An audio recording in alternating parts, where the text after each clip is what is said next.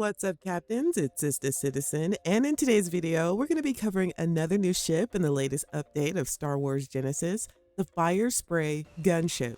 And if you haven't already, make sure to download the Star Wars Genesis collection. It truly is an experience. Link to get started in the description below. And as always, all the mods featured on this channel are free and available on the Nexus.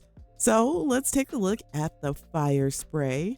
Now, in Star Wars lore, this ship was a heavily armed starship designed by Kuat Systems Engineering and famously used by bounty hunters Jango and Boba Fett. Only a handful of prototypes were made, so these ships were extremely rare and mostly used to patrol maximum security prisons. You can purchase a ship in Nar Shaddaa, which now looks amazing. It's so vibrant and gritty, a little cyberpunky. Even the ship technician building has like a whole new tower now, but in order to buy this ship or even enter the Dantooine system, you must choose the Rebel questline at the start of the game. Otherwise, you will be immediately attacked by Rebel forces.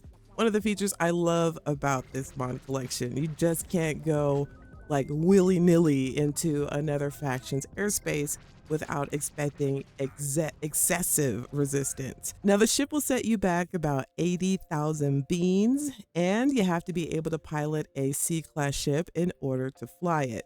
There's a few colors available, one with green trim, one with red and blue. There's also the silver one. It has a little bit of yellow trim, which is the one I went with. I think it looks the best. The stats are the same between the different colors.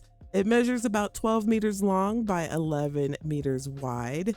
For your ballistics, you've got Class A rotating blaster cannons. For your laser beams, you've got the Firespray Class A 1250 range auto blasters, and it'll do 15 shield damage.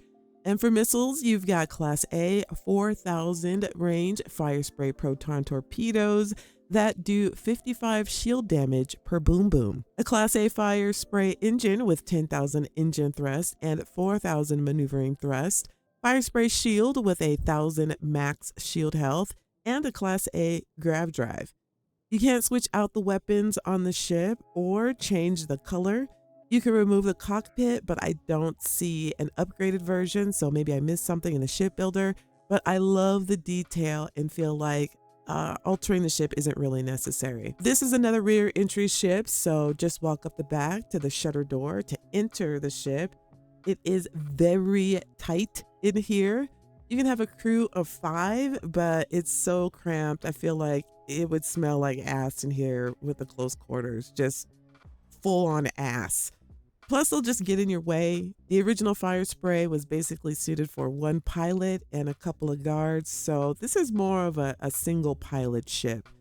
There's these cool graded floors where you can see your aft mounted mines, which aren't actually functional like they are in the original, in the movie, obviously, but wouldn't that be cool? And this is where we enter the ship, although there seems to be some kind of invisible wall, so you can't really go back there. To your left is your industrial workbench. And to your right, you have a spacesuit and weapons workbench. I wasn't able to find a research station. I know it's cramped in here, but I feel like every ship, no matter the size, should have a research station. It should pretty much be meta by now. But anyway, there's a ladder that leads to the cockpit, but there's no activation, so you have to hop up there. I would also suggest you use first person as well. Otherwise, your view will get clipped.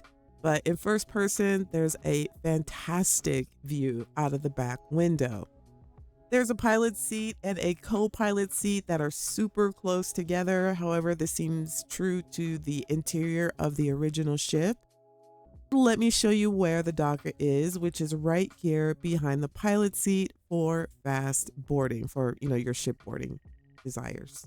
What I love about this ship is that it sets horizontal when landed, but flies vertically when in flight. So when you take off, you get this cool animation of the ship rotating to the vertical position. And with the ship vertically rotated, you get a practically unobstructed view from the pilot seat, like a fighter pilot's view. Also, that co-pilot seat it slides back during flight. Now, the original ship had a brig, or it was called a force brig in it. So it would be nice to have that for players who want to role play as a true Malorian bounty hunter. But where would you put it? I guess they would have to make the ship larger, but it would be awesome as well. Okay, now let's take this old prototype out to Mandalore to mess with the Shadow Collective.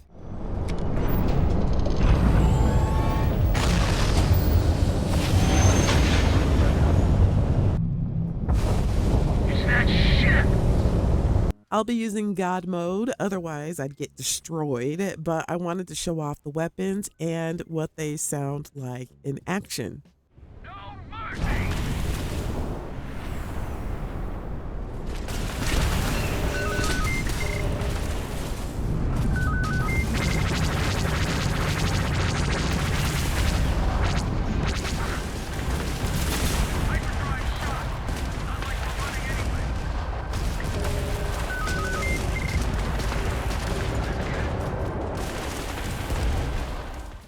Now, if you're feeling froggy and want to test your skills, this is a great spot to do it.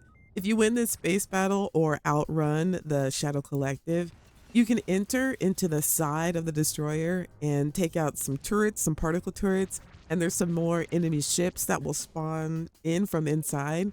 It's not meant to do this, I'm sure, but I see a lot of potential here. And even though it's basically the key inside here, I had a little bit of fun getting chased by the Shadow Collective inside it, even with the clipping and collecting salvage. I spent a fair bit of time just screwing around in here actually, but there is hope because Deity has mentioned plans to rewrite the Crimson Fleet questline into a Shadow Collective one. And maybe, just maybe, something like this is possible, or we get our own destroyers. If not through Genesis, I think Bethesda would have a winner with a capital ship update. Just putting it out there. Anywho, back to the ship, which overall I love. You know, I'm a big fan of these pre-made ships, and I'm looking forward to even more ships from our favorite franchises added into Starfield, or even new ones modders can dream up. Other than being cramped on the inside with nowhere for your crewmates' farts to go, and a force brig would be nice.